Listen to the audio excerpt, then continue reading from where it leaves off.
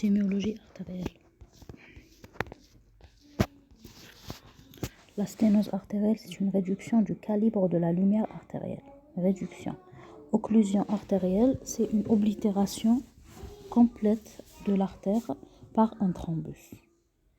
La mégado-lyco-artère, c'est une augmentation globale du calibre de l'artère sans perte du parallélisme de la paroi.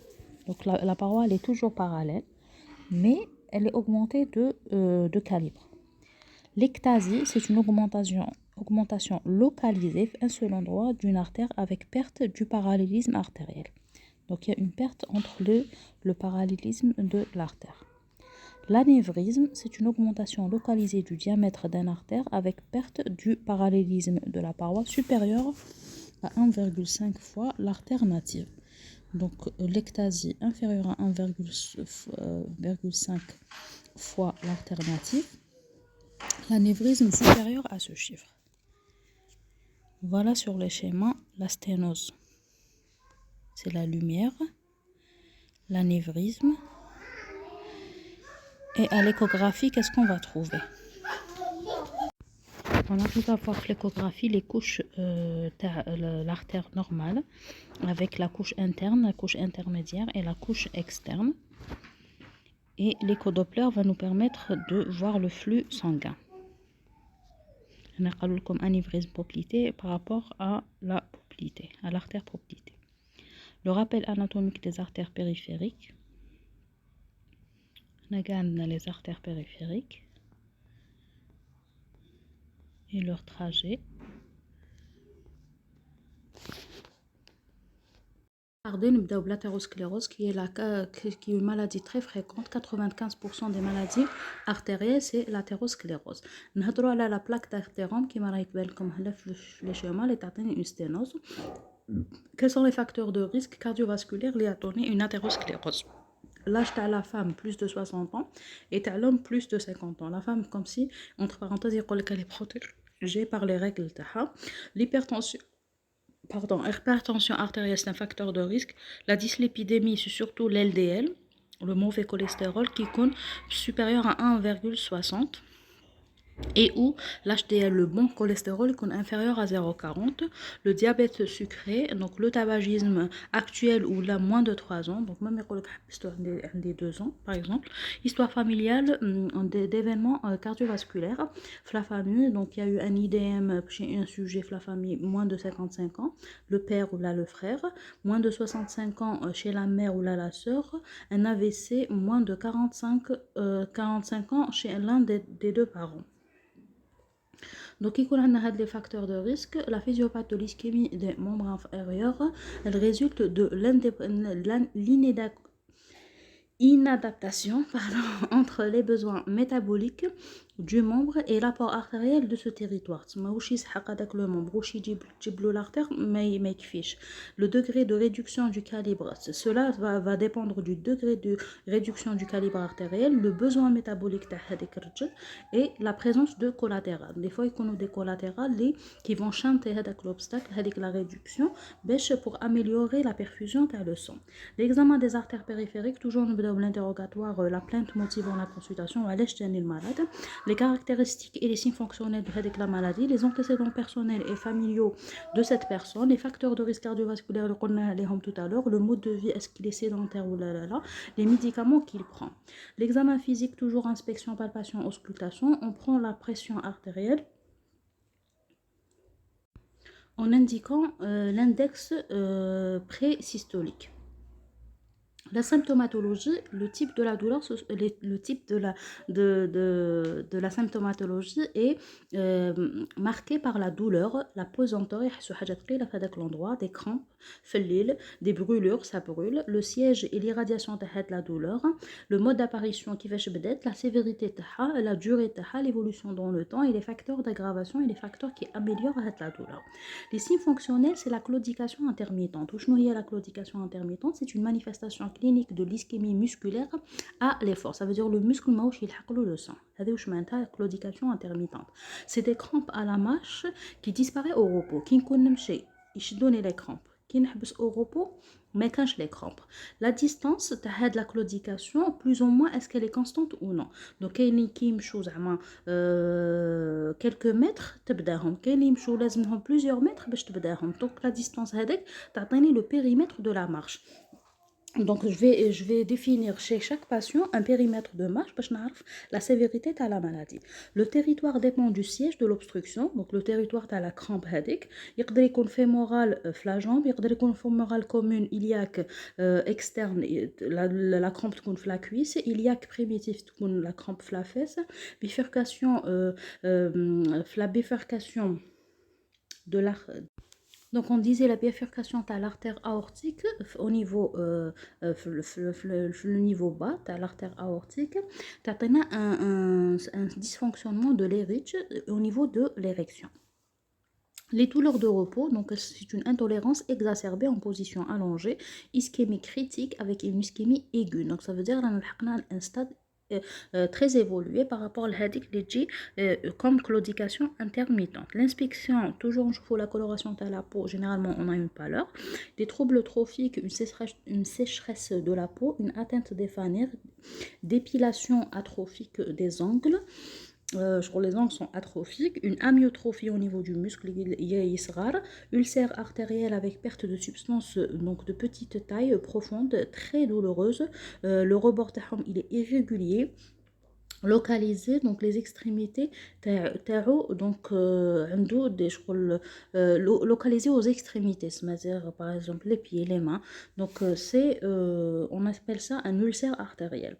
La gangrène elle a la localisation interne. Donc les troubles trophiques dus à un manque du flux artériel.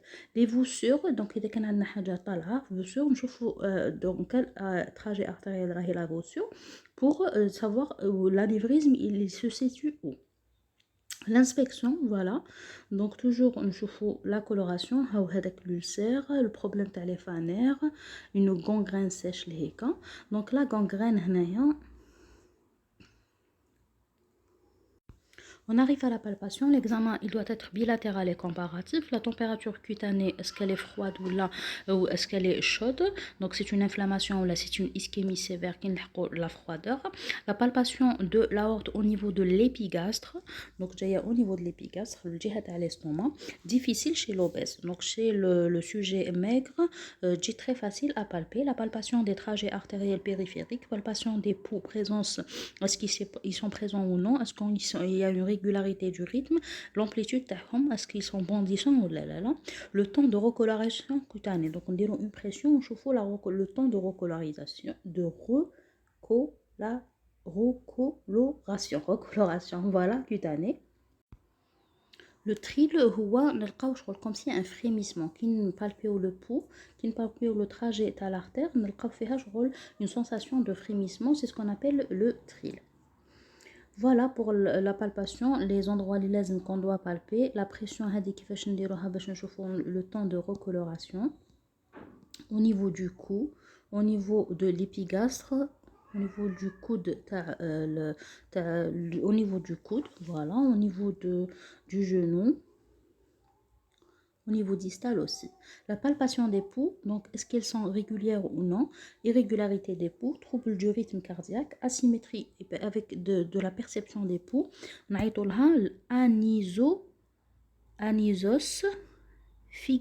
anisosphygmie. Donc c'est une asymétrie de la perception des poux. Symétrique. Absence du pouls, la obstruction totale ou la subtotale d'un tronc artériel, mais complètement le pouls, surtout il y a un membre froid, donc on confirme. Affaiblissement général des poux, on appelle ça les microsphygmies, avec un bas débit cardiaque. Augmentation de l'amplitude des poux, là ils sont plus amples, donc c'est ce qu'on appelle l'érythisme cardiaque, insuffisance aortique ou la hyperthyroïdie.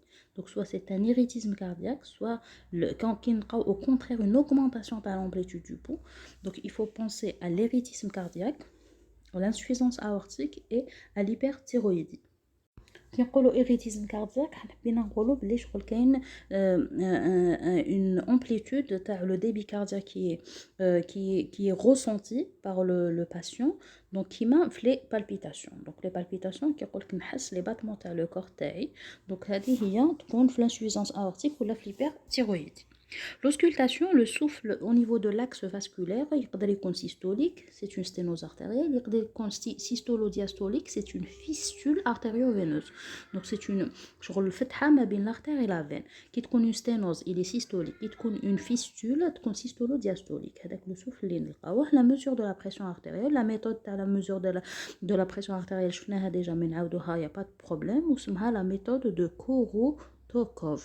Utilisation d'un sphygmomanomètre, c'est le nom scientifique de le tensiomètre. Le brassard لازم يكون adapté le bras.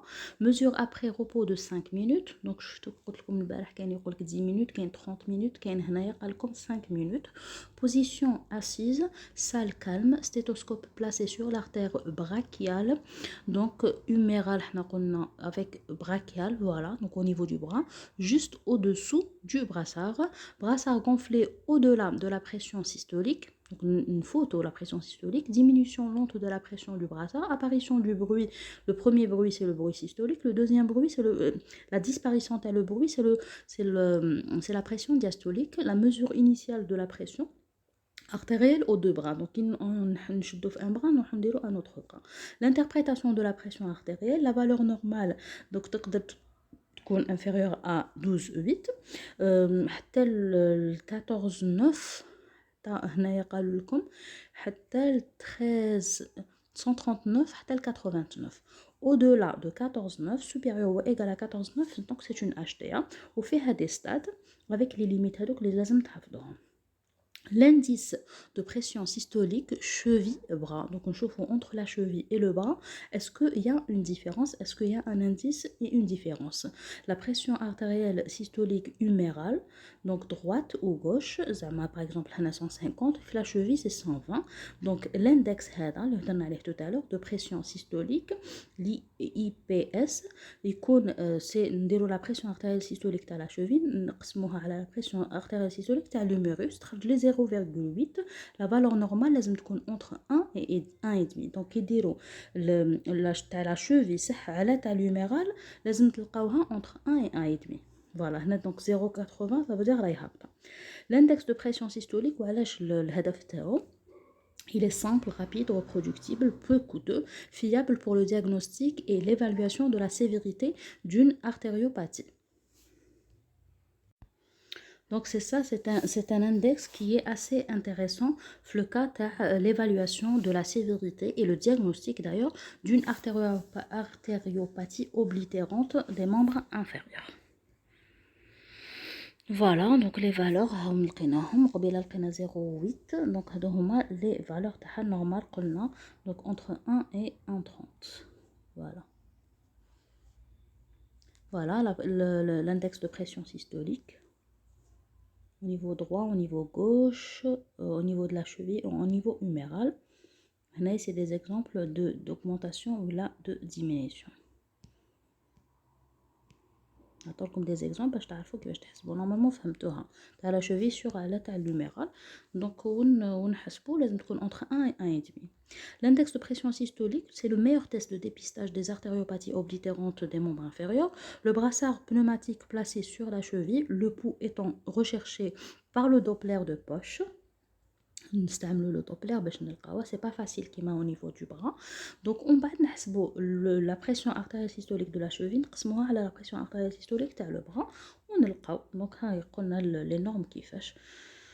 Voilà, الفوق قال لكم entre 1 et 1,5 هنا داروا حتى ل 0,9. Bon, artériopathie compensée, voilà l'intervalle تاعها mal compensée et sévère. Sévère qui تكون inférieure à 0,5. وقبيله الفوق لقينا 0,8 donc ما راهيش donc 0,8 راهي في la mal compensée. Entre 0,9 non راهي في l'artériopathie compensée. L'artériopathie oblitérante des membres inférieurs, oblitération partielle est progressif d'une ou de plusieurs artères du membre inférieur. Donc, les antécédents principales causes, c'est la principale cause. L'athérosclérose, pardon, c'est la principale cause d'une artériopathie oblitérante des membres inférieurs. Donc, le principal cause c'est l'athérosclérose. Le diagnostic, il est clinique. L'index de pression systolique est inférieur à 0,9. On a une classification de Lerich et de Fontaine. Le stade 1, pas de limitation du périmètre de la marche, mais diminution ou abolition d'un ou de plusieurs pouls. Donc, ischémie intermittente avec claudication intermittente, ischémie permanente avec un pouls qui est très réduit, des troubles trophiques fréquents, donc les troubles trophiques, donc et un périmètre de la marche qui est très réduit. Donc le stade 4 présente de lésions de nécrose. خلاص ما نهضروش على le périmètre de la marche, est-ce qu'il est réduit ou non, est-ce qu'il y a une claudication, خلاص عندي une lésion de nécrose. Les nouvelles classifications, ischémie d'effort ou la ischémie de repos. Est-ce qu'on a de la claudication intermittente qui est chez des mètres صغار ou des mètres كبار, ou est-ce qu'au repos il a des douleurs ou non? Voilà, l'ischémie critique, c'est des douleurs ischémiques de repos plus de 15 jours persistantes avec résistance aux antalgiques forts et association à des troubles trophiques. Donc les troubles trophiques, c'est une place très importante. Associé à une pression systolique de la cheville inférieure à 50 mm de mercure. Occlusion, donc une occlusion artérielle, nous les cas cliniques. Donc on a une occlusion artérielle qui est brutale. C'est un thrombose in situ, c'est un embole venant du cœur ou d'une artère. C'est une urgence, douleur brutale, violente, permanente, impotence fonctionnelle totale, mais pâleur extrême, refroidissement du membre, abolition des pouls en aval de l'oblitération. Donc, بعد l'oblitération, وين كاين l'obstacle moraha اللي كاين le refroidissement, la pollution du pouls, les troubles trophiques إذا كاينين. En l'absence de traitement précoce, l'évolution vers la gangrène. Le diagnostic est clinique, l'exploration ne doit pas retarder le traitement, l'image d'arrêt de la circulation, l'artériographie. Donc, نديروا l'artériographie, نلقاو une image d'arrêt. L'anévrisme, le deuxième cas, c'est l'anévrisme de l'aorte abdominale. Donc, c'est une maladie dégénérative de la paroi artérielle. Un homme entre 50 et 70 ans, il y a une athérosclérose, bien sûr, 1,5 le diamètre de l'aorte mesuré au niveau de l'artère rénale avec une perte, voilà. Donc هنا علاش قالوا لكم 1,5 parce qu'un anévrisme supérieur نساو ما داروا لكمش supérieur à 1,5 le diamètre de l'aorte يكون parce qu'on a un anévrisme. Donc au niveau de l'artère rénale avec une perte de parallélisme des bords du vaisseau. Le diamètre de l'aorte il est supérieur à 30 mm. On a donc une image saculaire, je crois qu'il y a un sac ou la fusiforme, je crois comme si جايه كيما العين كيما une fusil. Il est معلول تكون indolore symptomatique si elle est volumineuse. Donc au niveau des douleurs au niveau de l'abdomen, là إذا كان عندنا une complication, on peut avoir un syndrome fissuraire ou là des emboles. Donc je recommande une fissuration au niveau de le trajet artériel. L'anévrisme de l'aorte يكون عندنا plus de 50 mm. Qui va nous donner 25% des risques de rupture à 8 ans. Donc, il y a un anévrisme d'une personne plus de 50 mm. Elle est belle et un quart des cas, il y a une rupture de l'anévrisme à la 8 سنين. Donc, هذا نعيطولو le pronostic, c'est-à-dire après un certain temps, donc le malade est-ce qu'il peut dire une rupture d'anévrisme ou là. Le diagnostic c'est l'échographie abdominale avec une sensibilité proche à 100%. Donc, إذا قالك في l'échographie كاين anévrisme, ça veut dire صح كاين anévrisme. Donc, l'exploration, c'est la radio et le scanner, t'as l'anévrisme. Donc, l'exploration vasculaire, c'est l'échodoppler vasculaire, je vois les flux. L'angioscanner, je vois aussi les vaisseaux au niveau du scanner. L'angio-IRM, donc le scanner, c'est l'IRM, c'est les parties molles. Et l'artériographie, donc la pathologie vasculaire artérielle, échodoppler vasculaire, angioscanner, angio-IRM et artériographie. Les explorations, les lazem تعرفوهم. Voilà, donc pour le cours donc je suis comme le résumé entre pathologie veineuse et pathologie artérielle. Bon courage.